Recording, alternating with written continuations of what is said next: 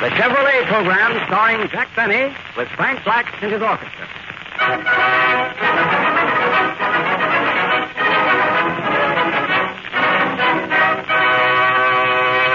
Frank Black opens the program with Roll Up the Carpet.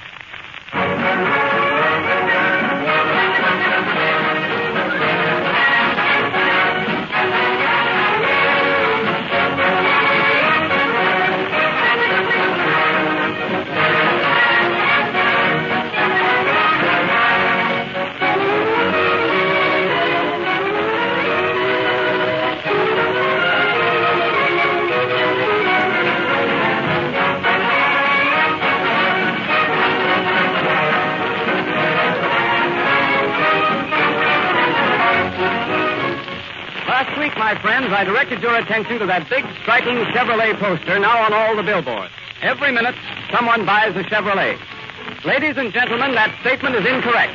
Tonight, I take pleasure in informing you that since the Chevrolet poster was prepared, Chevrolet sales have shown such an increase that instead of every minute someone buys a Chevrolet, it should be every 40 seconds someone buys a Chevrolet. Now, that, mind you, is every 40 seconds, night and day. And here are the figures to back it up. During the month of May, Chevrolet dealers reported the sale of over 65,700 cars and trucks. That's 17,500 better than May 1932. 11,800 better than April of this year. Naturally, Chevrolet is grateful to the American public for making such a record possible.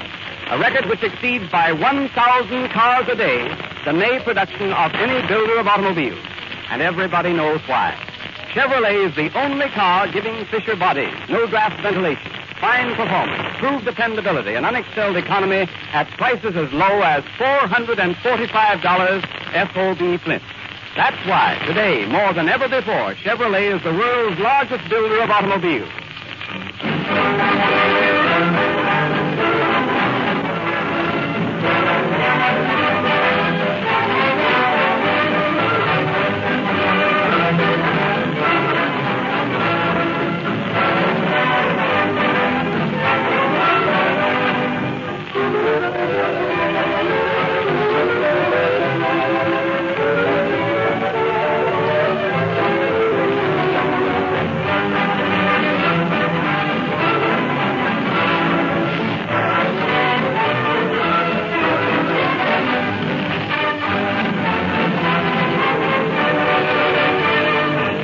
And now, Jack Benny. Hello again.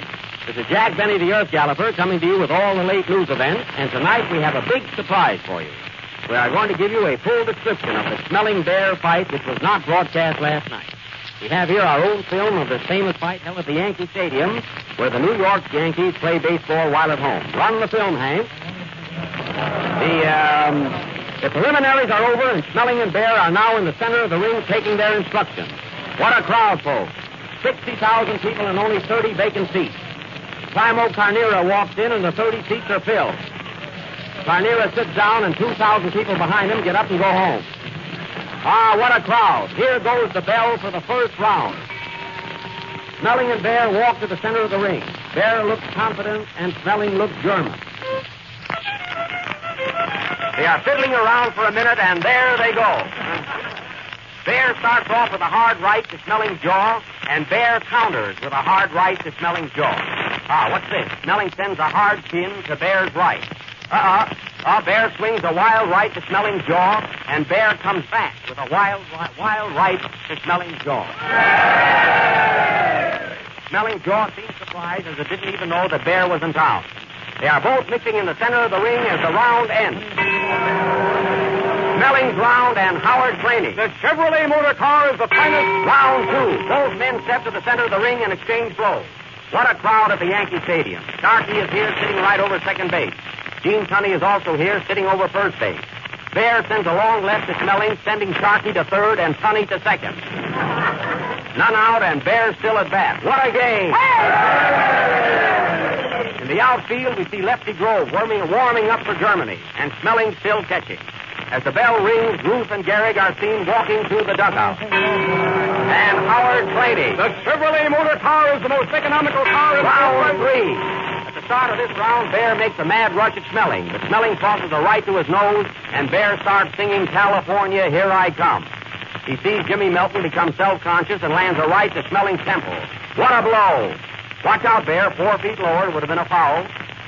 Bear takes command again. He's much bigger than Moxie. What a mountain Bear is. Bear Mountain. Get it, folks? That was good. Smelling leads a right. What's that? What's that? Another fight breaks out at the ringside. Another fight. Who is it? They tell me it's between a taxi driver and a tailor. Well, folks, now we have a doubleheader at the good old Yankee Stadium. The tailor lands a right to the taxi driver's jaw.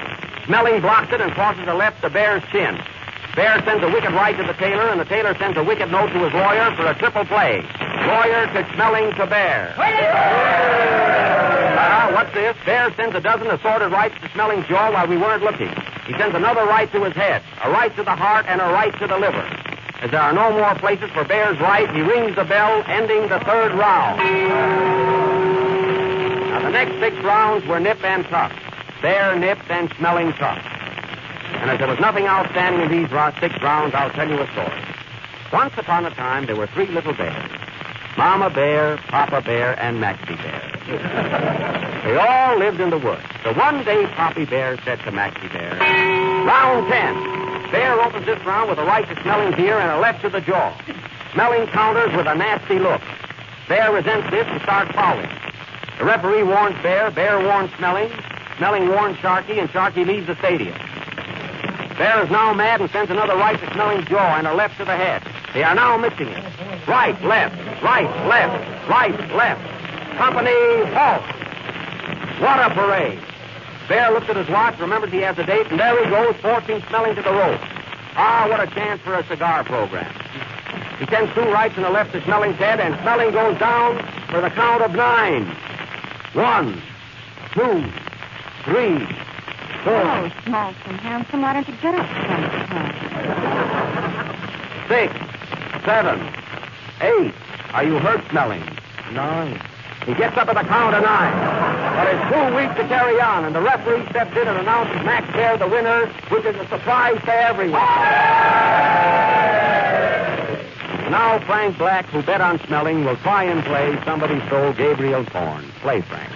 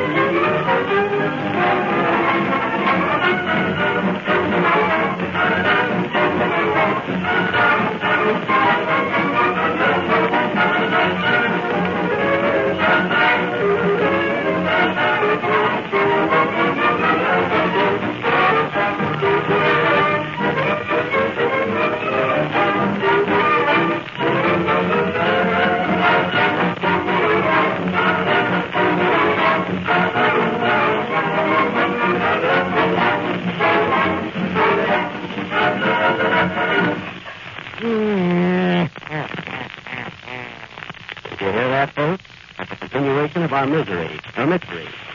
Who killed Mr. X? The great penthouse mystery. Now, for the benefit of our new listeners, let me give you a brief synopsis of what happened. Mr. X was found dead in his penthouse. He was discovered hanging in midair from a chandelier, dangling from a long rope. Mary, did you find out where the rope came from? Yes, Jack. It's on a garble with shoelaces.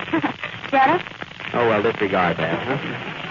Now dim your lights, folks. Get ready for thrills, romance, adventure, and the boogeyman.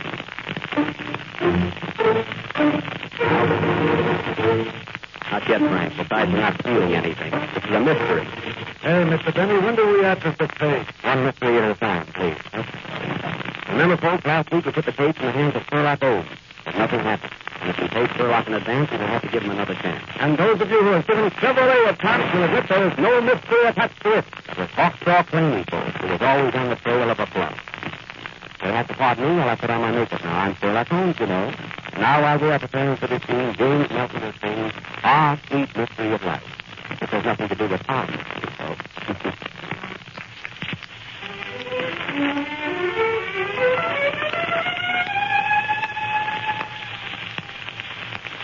Ah, sweet mystery of life, at last I found thee.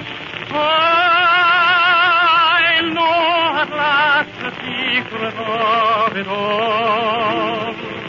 All the longing, seeking, striving, waiting, yearning, the burning hope, the joy and idle tears that fall. For 'tis love and love alone the world is seeking. And it is love and love alone that can repay. Is the answer, is the end and all of living. For it is love alone that rules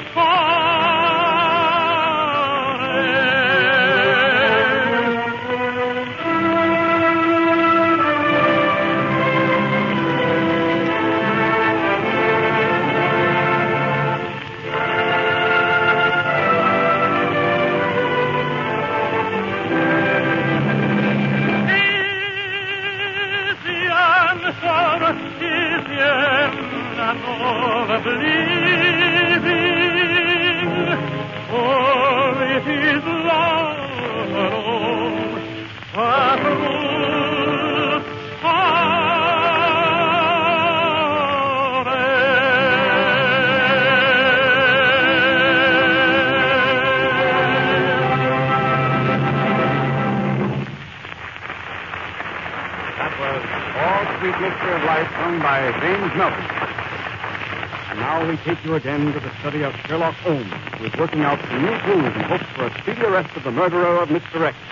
The Holmes of Sherlock Holmes.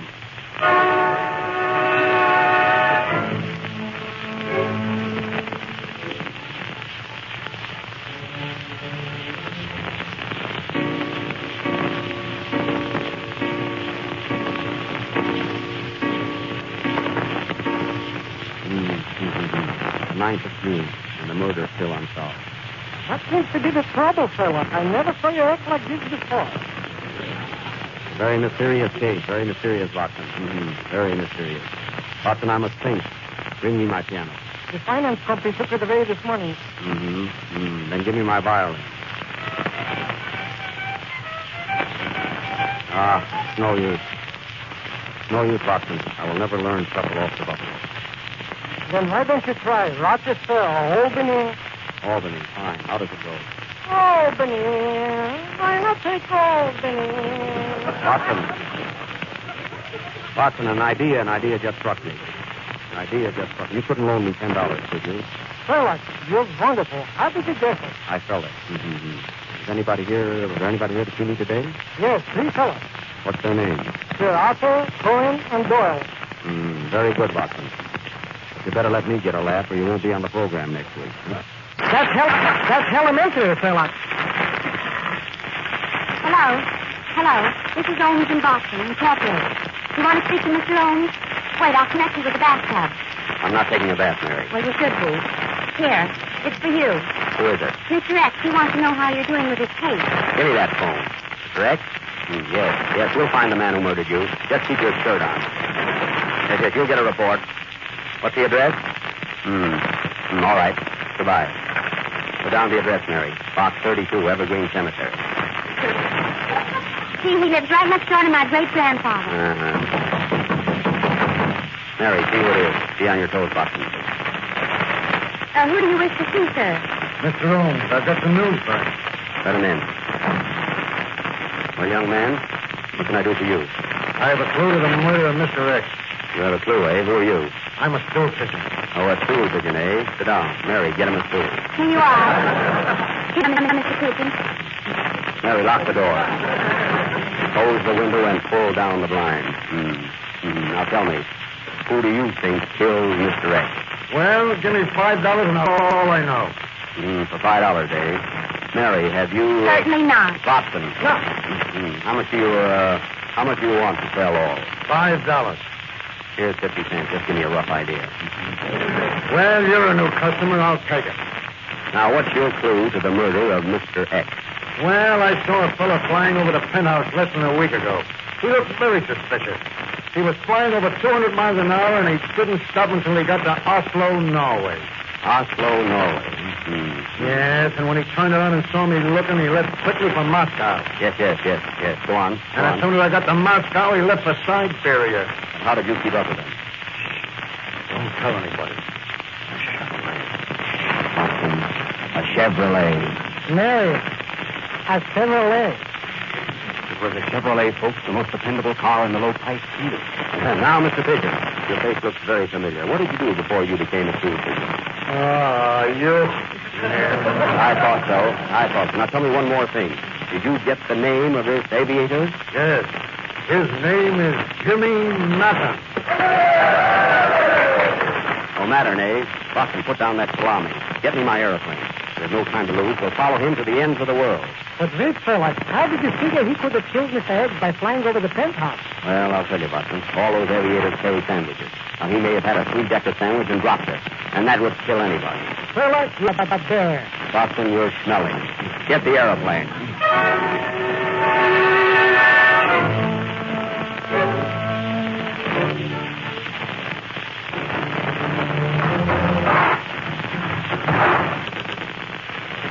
Here you are, Sherlock. All we got is a tri-motor plane. What's a tri-motor plane, Jack? Plane with 4 motors. Watson, spin the propeller.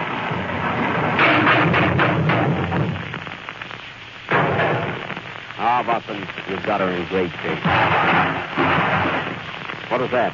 The left wing fell off. Do we need it? Yes, I'll have to fix it. I've got a safety pin. Not yet. That's in the next scene. I'm only rehearsing. Oh, come on, let's go. Get in, Watson. Are you coming along, Mary? Are we going up in the air? Yes. Oh, wait till I get my air device. Never mind, Ed. Get in. All right, get ready. Be careful, Mary. Be careful how you get.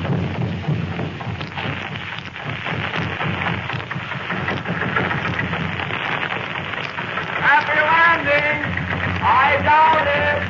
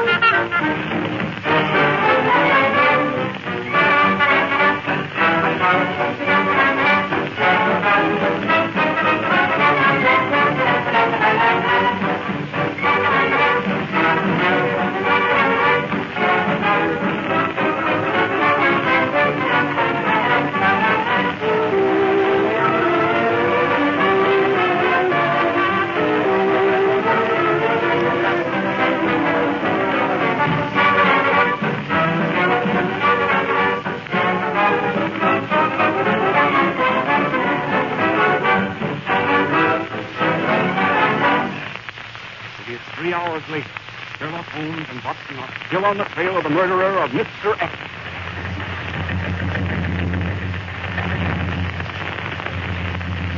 How fast are we going, Watson? 600 miles an hour. 600 miles, and I'm only in second. We're certainly going fast. What country is this we're passing? England. What country? You're too late. France. Look, Sherlock. Somebody left a sack lying on the ground. Pack nothing. It's the Eiffel Tower. Sherlock, you're clever. Hallelujah, you're a bum. Watson, I'm afraid we're running out of gas.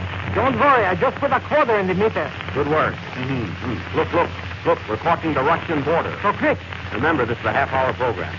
Look up.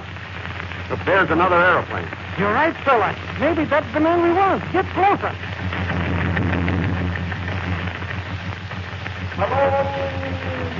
Hello there. I'll be you, folks. Flag, what are you doing in Russia? I need 2 more men for my orchestra. Hello, Frank. See you when we get back. Are you all right, Mary, back there? Yes, Shirley. Gee, this is certainly a wonderful night for flying. Look how bright the moon is. Hello, round and shiny. Why don't you come down sometime? Sherlock, there's another plane ahead of us. What plane? That one straight in front of us. That's a mosquito on your nose. Oh, I was wondering why it bit me. Watson, put down that cloud. What are you doing with that cloud in your hand? The silver lining. Doc, isn't that another plane ahead of us? He's right, Sherlock. Yes, sir. Do you see it? Yes. That might be our man, Jimmy Mattern. I'll pull up alongside him. Hello! Are you Jimmy Mattern? No, I'm Jimmy Melton. Well, that's clear enough. Did you kill Mr. X? No, you asked me that last week. Pardon me. Watson is getting awfully foggy now. Yes, Sherlock. Be careful. I'm afraid to go further. I think we better turn back. Don't bother. It's foggy on this side, too. Sherlock, there's a storm coming up, and the fog is getting worse.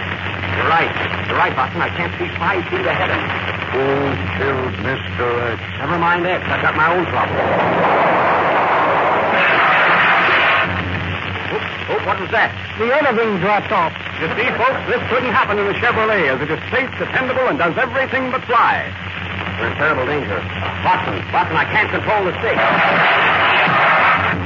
Oh, there goes the propeller. How are we on gas? The tank is dry. Well, good night, folks.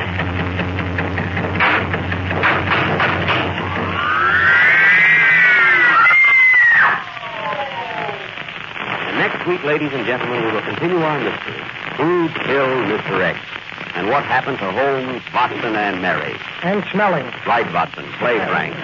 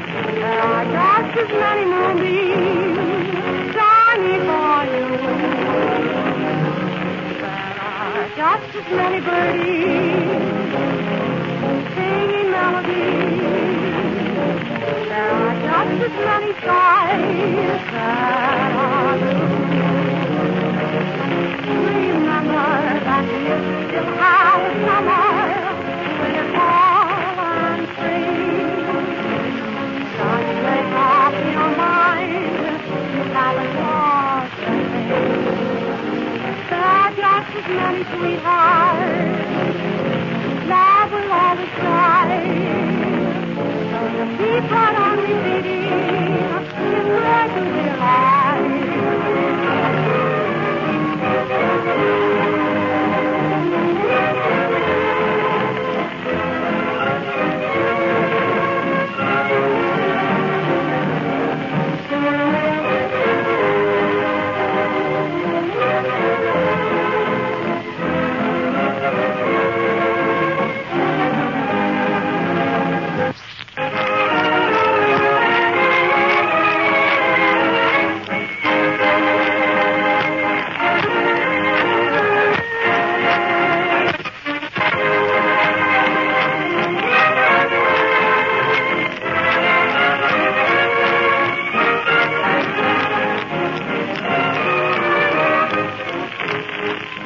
A century of progress exposition.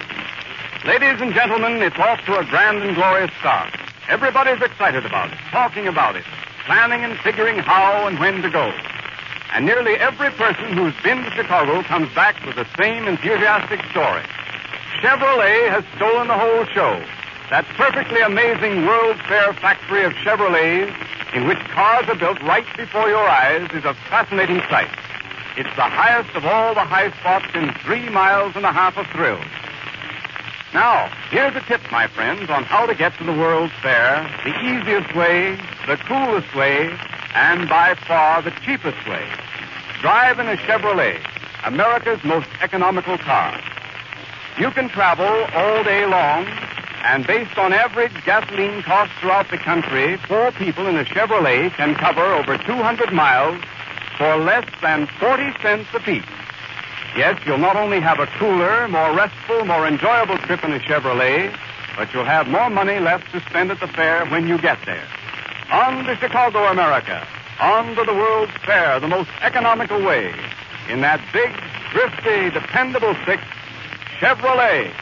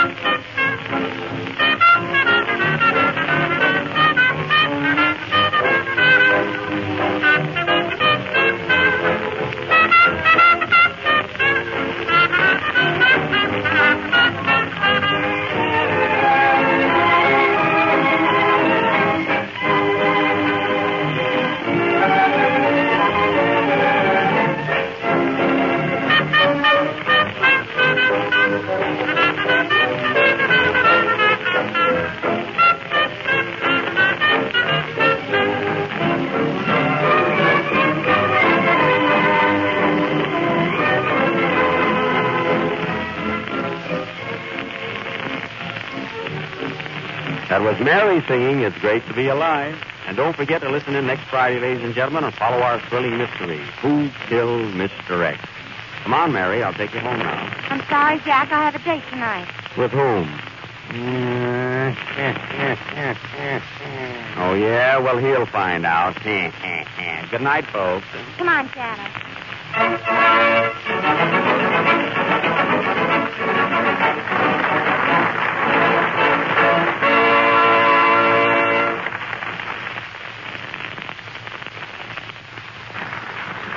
In the Park is from The Gold Diggers of 1933, and It's Great to Be Alive is from Strike Me Pink. This is the National Broadcasting Company. WEAS, New York.